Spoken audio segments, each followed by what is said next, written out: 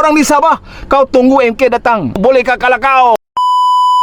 Oh, Bro, bang. berapa? Murah tak? Tengok. Aku tengok tiket ni murah bang. Pergi balik 500 dengan bag golf. Alamak. Oh, yo.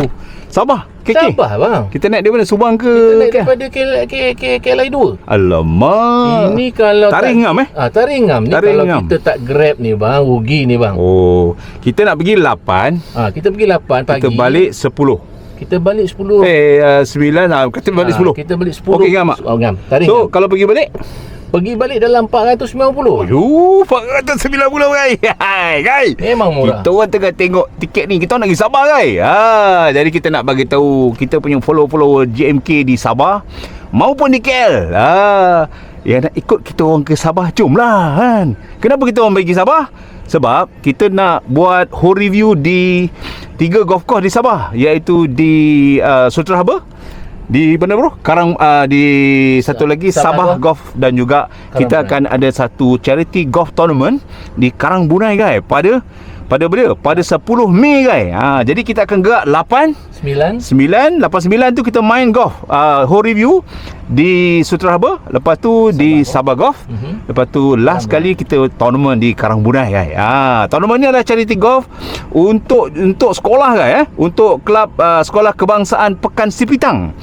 Tujuan dia untuk mengumpul dana bagi meningkatkan lagi prasarana sekolah lah. Jadi bila lagi kalau you all nak pergi Sabah, nak merasa angin-angin Sabah, jom ikut JMK. Kita akan buka, kita akan arrange dari segi transport dan juga penginapan. Boleh je nak sewa homestay ramai-ramai, tak ada hal. Jimat sikit kan? Betul bang.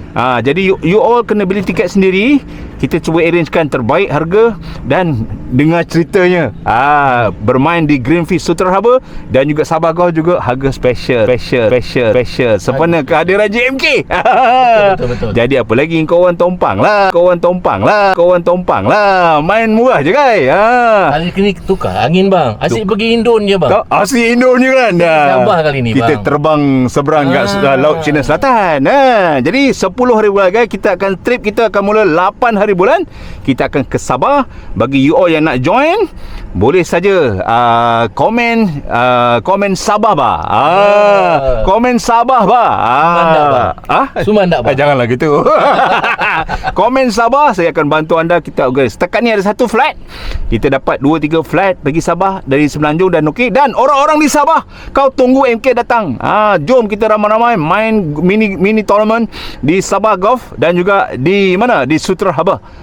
Sambil-sambil MK akan buat whole review. Jadi tunggu MK di sana. Jangan lupa komen, like dan share. Ajak orang-orang Sabah bah, mari sini. Bolehkah kalau kau? Alright, jangan lupa komen, like dan share. Bye bye. Jumpa di Sabah.